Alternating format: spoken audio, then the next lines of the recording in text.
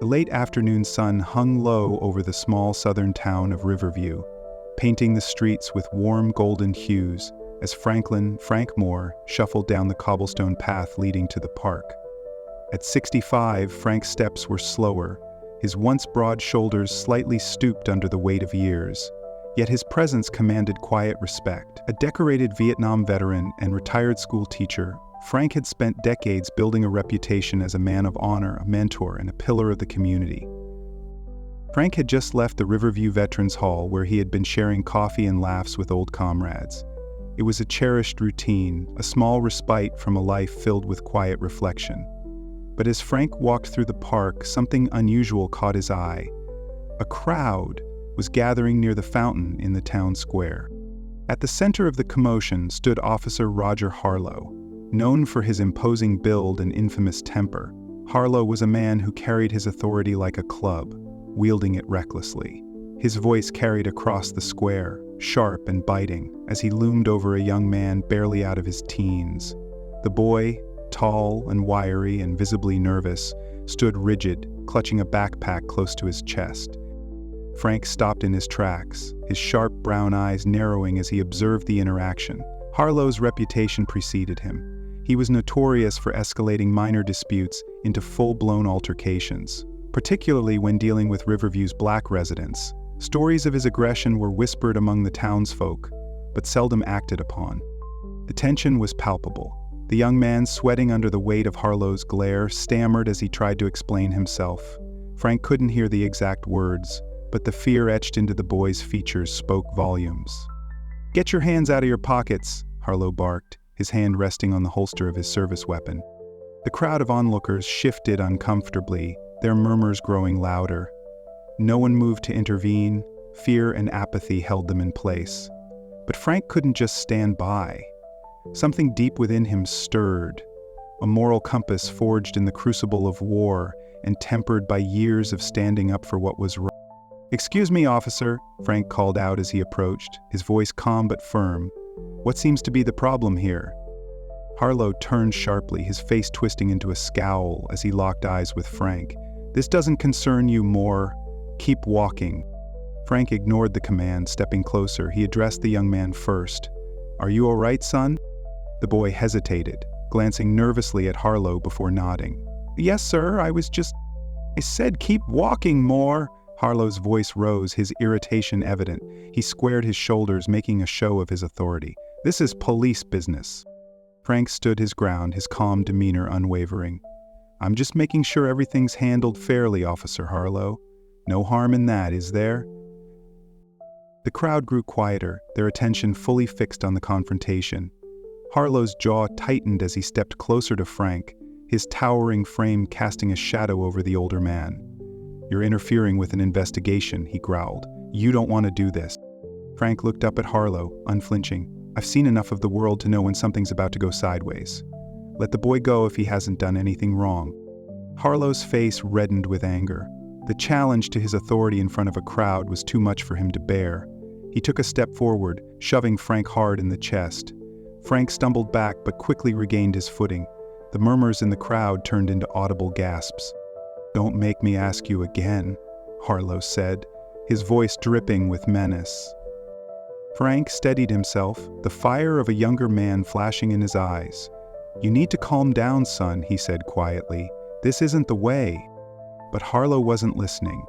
His temper, already smoldering, erupted like a volcano.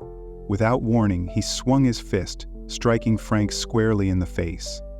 The force of the blow sent Frank sprawling to the ground, his head hitting the pavement with a sickening thud. For a moment, the world seemed to stop. The crowd froze in shock as Frank lay motionless, blood pooling beneath his head. Then, chaos erupted. As the sirens wailed in the distance, the scene at the park grew increasingly tense. Some bystanders rushed to Frank's aid while others pulled out their phones, capturing every second of the horrifying encounter. Harlow stood stiffly, his face pale, as he fumbled for his radio. "This is Officer Harlow," he barked, his voice shaky. "I need backup. I've got an injured suspect." He glanced nervously at the crowd, aware of the dozens of cameras trained on him. He needed to get ahead of this, to spin the narrative in his favor, but the weight of what he had done, what everyone had seen. hung heavy in the air. The young man, who had been the original target of Harlow's aggression, stood frozen a few feet away. Tears streamed down his face as he stared at Frank's lifeless form. He took a shaky step forward but stopped when Harlow turned to glare at him.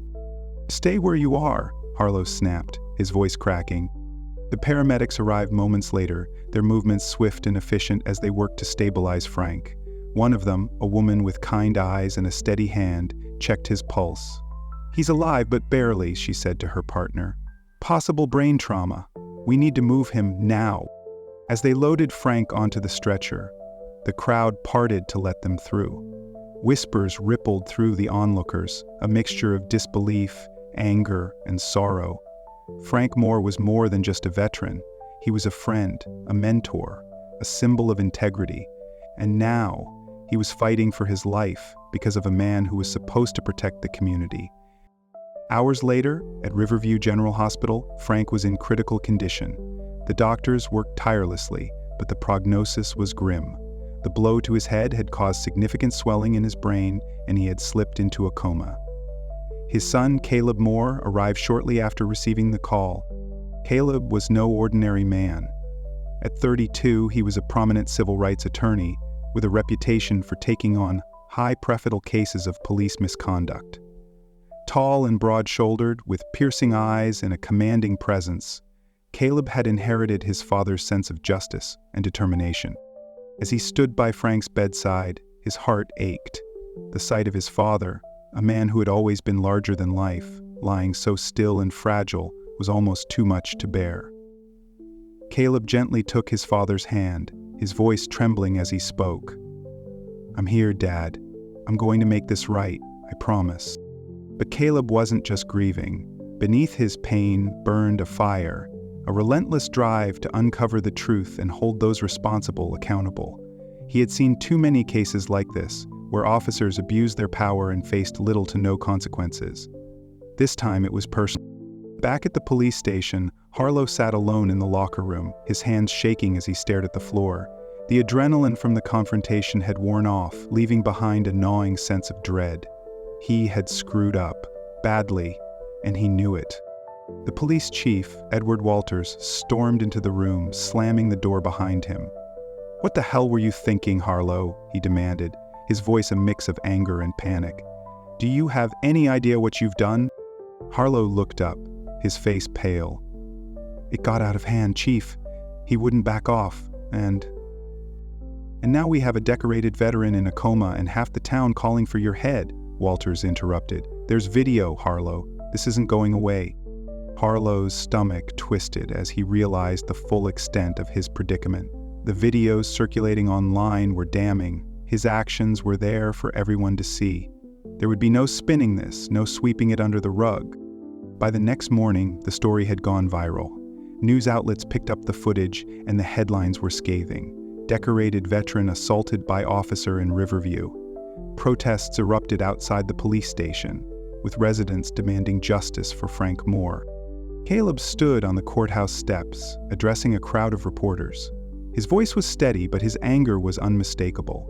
"My father, a man who dedicated his life to serving this country and this community, was brutally assaulted by someone who swore to protect and serve. This isn't just about him.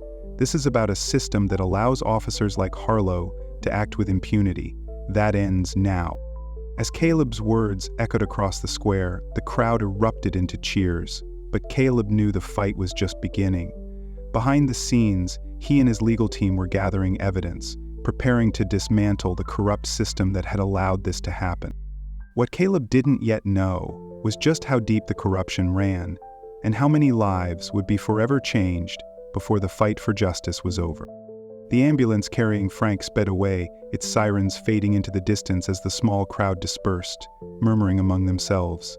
Tensions hung in the air, heavy and suffocating, as if the town itself were holding its breath. The fountain, usually a gathering spot for families and couples enjoying the park, now seemed tarnished, a silent witness to the violence that had just unfolded. Among the onlookers was a local journalist, Carmen Blake, who had been passing through the square on her way to meet a source. Carmen was known for her investigative reporting, particularly on social justice issues. As she reviewed the footage she had captured on her phone, a pit formed in her stomach. She had seen the aftermath of police brutality before, but witnessing it firsthand was different. It was personal now. Carmen glanced at the dispersing crowd, spotting a few familiar faces. She recognized Angela Martin, a retired teacher who had taught generations of Riverview's children, and Harold Simmons, the owner of the local hardware store. They were pillars of the community, people who would be hard to dismiss as agitators or troublemakers. Carmen approached Angela and Harold, her voice steady but urgent. "Did you see what happened?" she asked, holding up her phone. Angela nodded, her hands trembling. "I saw everything," she said. "That officer, he just snapped. Frank was only trying to help." Harold chimed in, his voice filled with anger. "We can't let this get swept under the rug. Frank's done too much for this town to be treated like this." Carmen's mind was already racing. She knew this story was bigger than Riverview. It was a reflection of a larger, systemic problem. But she also knew that to make an impact, the narrative had to be undeniable. She needed eyewitness accounts, additional footage, and a clear picture of Harlow's history. "Can I get your statements?" Carmen asked, pulling out a notebook. "And if anyone else is willing to talk, send them my way. We need to make sure the truth gets out." Meanwhile, at Riverview General Hospital, Caleb sat in the sterile waiting room, his head in his hands. The smell of antiseptic and the soft hum of fluorescent lights did little to ease his growing anxiety. He had just come from his father's room, where the sight of Frank hooked up to machines had nearly broken him. The doctors had given him the rundown. Swelling in the brain, a coma, no guarantees. It was a nightmare Caleb couldn't wake up from. As Caleb tried to steady his thoughts, his phone buzzed on the seat beside him. It was a text from his assistant, Melanie, back at his law office. "The team is assembling evidence. Harlow's record is worse than we thought. Call me when you can." Caleb stared at the message for a moment, then picked up his phone and dialed. "Melanie," he said, his voice low but firm. "Tell me everything." Presently, Melanie didn't waste time with pleasantries. "We've been digging into Harlow's personnel file and cross-referencing it with complaints filed by residents. He's been disciplined multiple times for excessive force, but the department either dismissed the cases or buried them. There are also allegations of racial profiling, patterns pretty clear." Caleb's jaw tightened. "And the department? They've been complicit," Melanie said.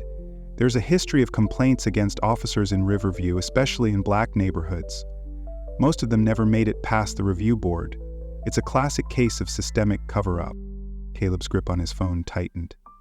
"Get me everything, personnel files, internal memos, anything that shows a pattern, and reach out to the community, people who've had run-ins with Harlow or others like him. We need testimonies." "You got it," Melanie said. "And Caleb, I'm sorry about your dad. We're all behind you." Caleb ended the call and leaned back in his chair, his mind racing. He had always known that corruption and misconduct existed in Riverview's police department, but now it was staring him in the face. And this time, it wasn't just a case. It was his father's life on the line. Back at the police station, Chief Edward Walters was pacing in his office, the blinds drawn shut. He had just come from a tense meeting with the mayor, who had made it clear that the town's reputation was at stake. The mayor had been firm. "This needs to be contained, or your badge is on the line." Walters had dealt with his fair share of controversies during his tenure, but this one was different. The footage of Frank's assault had gone viral, and the community was in an uproar. Protests were already being planned, and the media was circling like vultures. He turned to Harlow, who sat across from him, looking uncharacteristically small in the oversized chair. "Do you have any idea what you've done?" Walters demanded, his voice low but seething. "That man was a veteran, a respected member of this community, and now, thanks to you, we're in the middle of a PR disaster." Harlow shifted uncomfortably. "It was an accident," he muttered. "He got in my face, and I didn't mean for it to go that far." Walter slammed his hand on the desk, making Harlow flinch. "Intent doesn't matter. What matters is the optics. Do you know who his son is? Caleb Moore, the Attorney General of this state. Do you think he's going to let this slide?" Harlow's face paled. He hadn't realized the connection. "What do we do?" he asked, his voice barely above a whisper. Walters took a deep breath, trying to regain his composure. "We spin the narrative. You were defending yourself from an aggressive bystander who interfered with police business. And you'd better pray that story sticks, because if it doesn't, You're on your own." As night fell, Riverview's town square was illuminated by the glow of candles held by a growing crowd of protesters.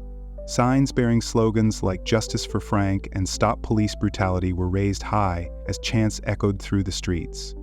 The protest had been organized by local activists, including Maya Carter, a young teacher and community leader who had grown up hearing stories of Frank's kindness and bravery. "This isn't just about Frank," Maya said as she addressed the crowd. "This is about every person in this town who has ever been treated unfairly, every voice that has been silenced, and every family that has suffered. We're here to say enough is enough." Carmen Blake stood at the edge of the crowd, her camera capturing every moment. She had spent the evening interviewing attendees, each story painting a damning picture of Riverview's law enforcement. There was Marcus, a college student who had been pulled over 3 times in 1 month for matching a description. There was Clara, a single mother who had been threatened with arrest when she questioned an officer's treatment of her teenage son. The list went on. As Carmen listened to the speeches and testimonies, she felt a sense of urgency.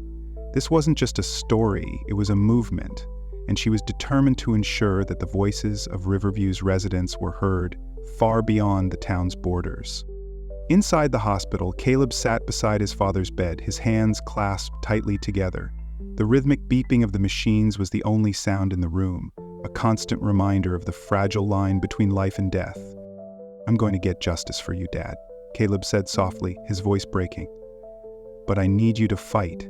I need you to come back." For the first time since arriving at the hospital, Caleb allowed himself to cry. He had spent his entire career fighting for others, but now, facing the possibility of losing his father, he felt powerless. The weight of the fight ahead, the legal battles, the media scrutiny, the systemic reform. But as the tears fell, so did the doubt. Caleb wiped his face and stood, his resolve hardening. He couldn't afford to falter. Not now. Not when his father's life and legacy were on the line. The next morning, Riverview awoke to a storm of activity. News vans lined the streets, protesters filled the square, and social media buzzed with updates and calls to action. The footage of Frank's assault had been picked up by national outlets, sparking outrage and solidarity far beyond the town's borders. In her apartment, Carmen Blake uploaded her latest article, complete with video clips and interviews. The headline read, "Justice for Frank, a small town reckons with bigotry and brutality." Within minutes, the piece began to trend, shared by influencers, activists, and celebrities. Carmen's phone buzzed constantly with messages from colleagues and news outlets requesting interviews. As the chapter closes, the scene shifts to an emergency meeting at the governor's mansion. Caleb, armed with evidence and accompanied by his legal team, is preparing to demand a full state investigation into Riverview's police department. The fight for justice has only just begun, but the pieces are moving, and for the first time in years, Riverview's community feels a flicker of hope. A hope that the truth will prevail and that change, however slow, is on the horizon. The state capitol's air was tense as Caleb Moore, flanked by his team of lawyers and investigators, entered the grand hall where the emergency meeting with Governor Harrington was about to commence.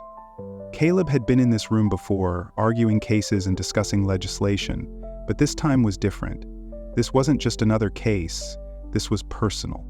Governor Harrington, a shrewd politician with a history of avoiding controversy, sat at the head of the long oak table. His face betrayed a mixture of concern and irritation. He knew the gravity of the situation. The assault on Frank Moore wasn't just a local incident anymore. It had ignited a firestorm of national attention. Caleb placed a thick stack of files on the table, his jaw set in determination. "Governor," he began, his voice calm but commanding, "this is no longer just about my father. This is about a broken system that has failed its people for decades. I'm here to demand accountability, not just for Officer Harlow, but for every officer and official who allowed this culture of corruption to thrive." "Lisa," Harrington leaned back in his chair, his fingers steepled.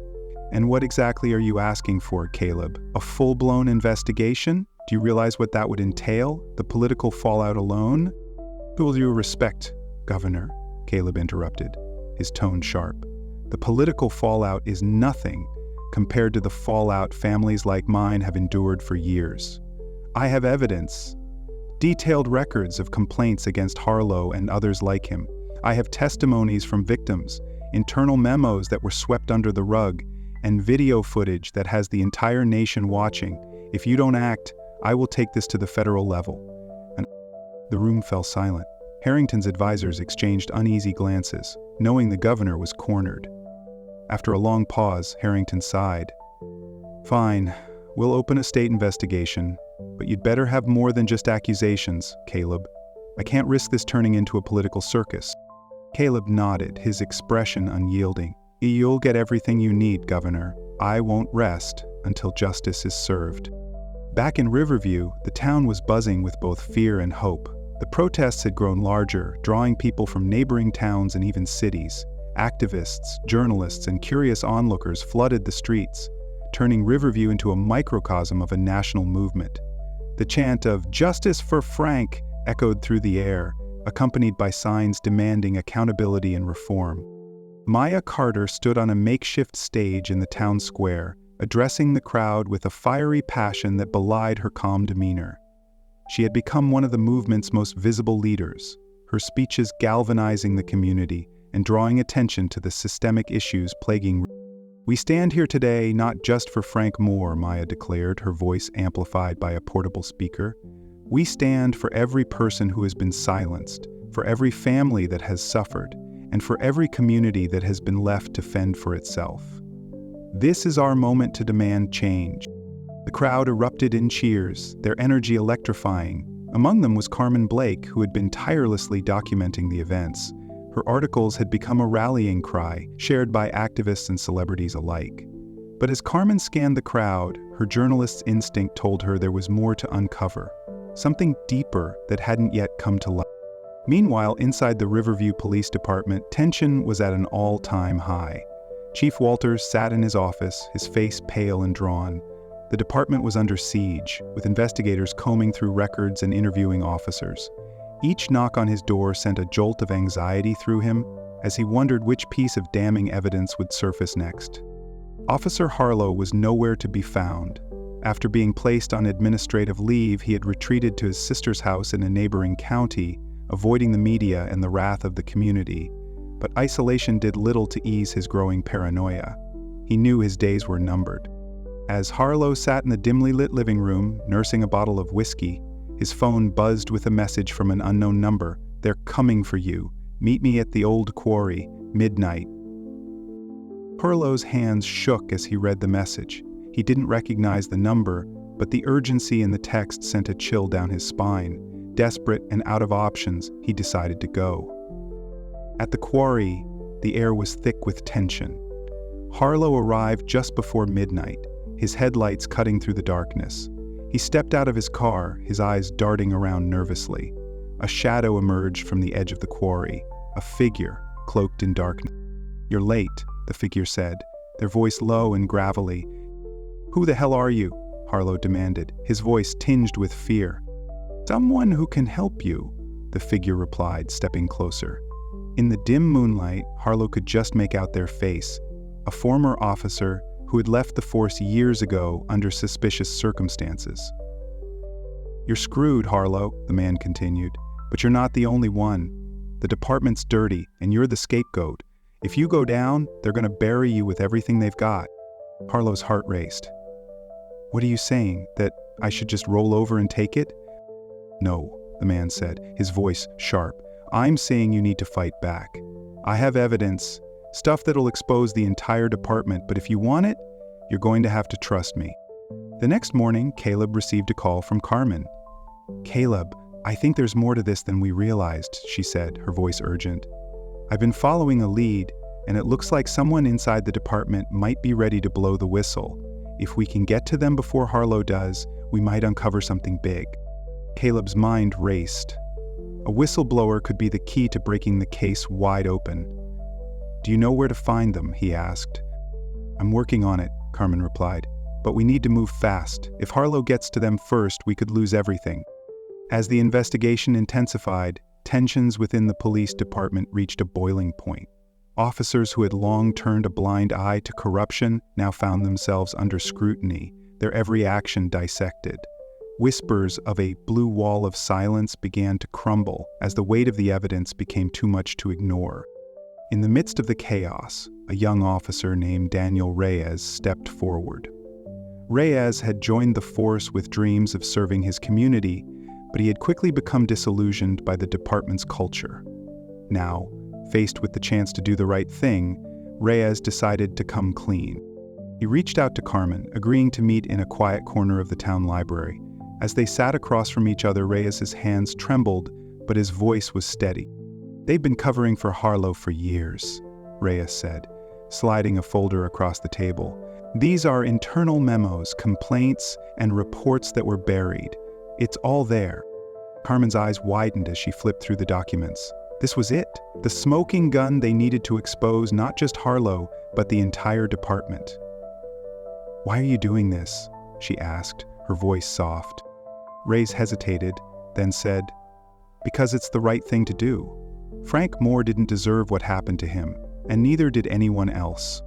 As the chapter draws to a close, the pieces of the puzzle begin to fall into place. Caleb, armed with Reyes's testimony and the damning evidence Carmen uncovered, prepares to confront the police chief in a high-stakes showdown. Meanwhile, Harlow, increasingly desperate, makes a fateful decision that could either save him or destroy him entirely.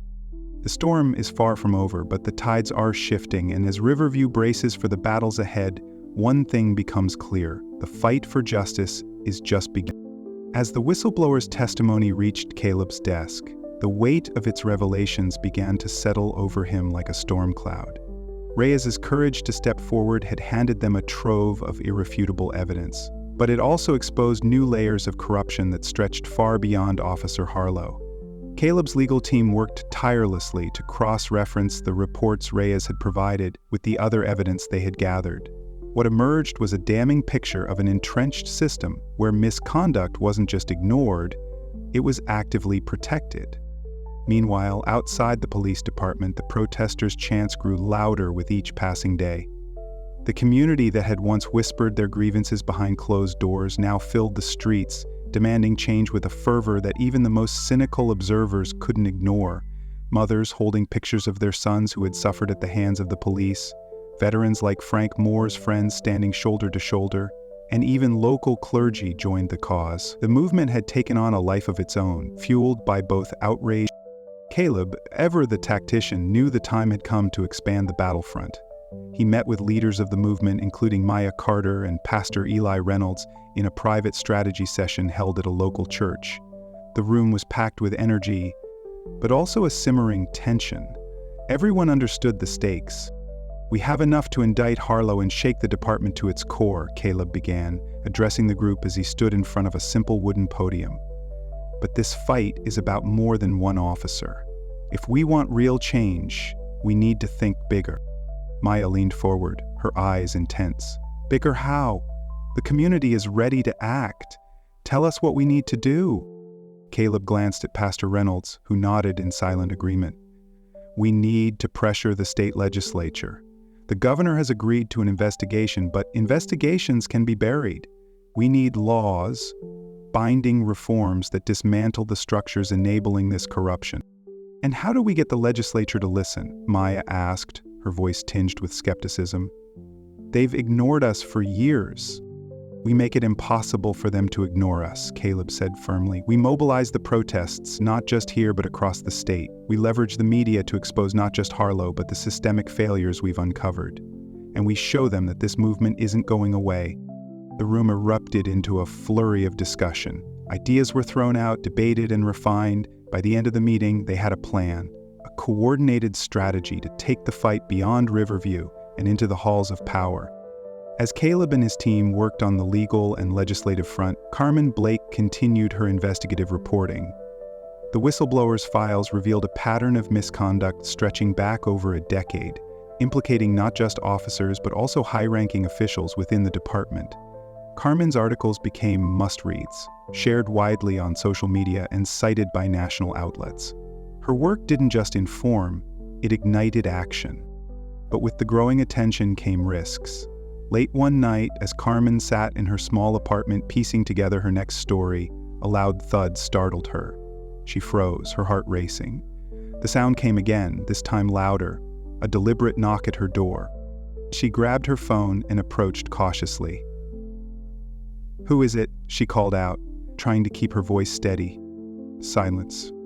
She dialed Caleb's number, her fingers trembling. Before she could hit call, a voice finally answered from the other side of the door. "It's Reyes." Relief flooded through her as she unlocked the door. Reyes stepped inside, his face pale and lined with tension. "I think they're on to me," he said, his voice low. "I've been getting calls, blocked numbers, vague threats. They're trying to scare me into silence." Carmen placed a reassuring hand on his arm. "You did the right thing, Reyes. We'll protect you." He nodded, but the fear in his eyes lingered. "You don't understand. These people, they don't play fair. If they think I'm a threat, they'll come after me, after both of us." Carmen felt a chill run down her spine. She knew Reyes was right. The stakes had never been higher. The next day, Caleb received an anonymous tip about a potential cover-up within the Riverview Police Department. The tipster claimed that a safe hidden in the chief's office contained critical evidence, internal memos, tapes of interrogations, and reports that had never seen the light of day. If true, it was a treasure trove that could dismantle the department's defenses. Caleb wasted no time. He filed an emergency motion to seize the safe's contents, arguing that the department had shown a pattern of destroying or withholding evidence. The judge, after reviewing the evidence Caleb's team had already presented, granted the motion. The raid on the police department was swift and surgical. Officers from an independent task force, overseen by state investigators, stormed the building while reporters and protesters gathered outside. Chief Walters was visibly shaken as they wheeled the safe out of his office, its heavy metal frame a symbol of the secrets it contained. When the safe was finally opened, the contents confirmed their worst suspicions. Inside were files detailing decades of misconduct, including records of payouts to victims of police brutality and memos instructing officers to alter reports to protect their colleagues. There was even a tape of a meeting where Chief Walters explicitly instructed his officers to keep things in-house when dealing with complaints. The revelations sent shockwaves through the town. The media dubbed it the Riverview scandal, and calls for a complete overhaul of the department grew louder. The governor, under mounting pressure, announced the formation of an independent commission to oversee the department's reform. As the movement gained momentum, Caleb faced a personal dilemma. His father, Frank, remained in a fragile state. Though his condition had stabilized, there were no guarantees. Caleb spent every night at the hospital sitting by Frank's bedside, replaying the events that had brought them here. One evening, as he sat in the dimly lit room, a nurse entered with an envelope. "This was left for you at the front desk," she said, handing it to him. Caleb opened it cautiously. Inside was a single sheet of paper with a handwritten note. "There's more to this than you know. Meet me at the old train depot at midnight. Come alone." His instincts told him it could be a trap, but his curiosity and determination outweighed his caution. He slipped the note into his pocket and prepared for what could be a turning point or a dangerous misstep. At the train depot, the air was thick with anticipation. Caleb stood in the shadows, his eyes scanning the dimly lit platform. A figure emerged from the darkness, a man in a hooded sweatshirt, his face partially obscured. "You, Caleb Moore?" the man asked, his voice rough. "I am," Caleb replied. "Who are you?" The man hesitated before pulling back his hood, revealing a face Caleb didn't recognize. "Name's Marcus. I used to work for the department. I saw things I couldn't talk about, but I kept records. I figured one day, someone like you might need them." Marcus handed Caleb a USB drive. "This has everything. Financial records, emails, even surveillance footage they thought they erased. It's all there." "Why now?" Caleb asked, studying the man's face. "Because I'm tired of living with the guilt," Marcus said, "and because I want to see them finally pay for what they've done." Caleb nodded, his gratitude evident. "Thank you, Marcus. This could change everything." As Marcus disappeared into the night, Caleb held the USB drive tightly. The fight wasn't over, but they were closer than ever to uncovering the full truth. Back at his office, Caleb and his team reviewed the contents of the drive. What they found was staggering. detailed records of illegal activities involving not just the police department, but also local officials and business leaders. The corruption extended far beyond what they had imagined, implicating figures who had long been considered untouchable. "This isn't just a case anymore," Caleb said, his voice resolute. "This is a reckoning." The following morning, Caleb called a press conference. Standing before a sea of cameras and microphones, he outlined the latest findings, sparing no detail. The room buzzed with shock and outrage as he described the extent of the corruption. "This isn't just about Frank Moore," Caleb declared. "This is about every person who has been failed by a system designed to protect itself instead of the people it serves. But I promise you this, we will not stop until every single person responsible is held accountable." The crowd erupted in applause, their faith in Caleb's leadership renewed. As he stepped away from the podium, he felt a surge of resolve. The road ahead would be long and fraught with challenges, but he was ready to see it through. For his father, for Riverview, for justice. Want more stories like this? Click the video on screen for another unforgettable one, and don't forget to subscribe for more exciting uploads coming your way.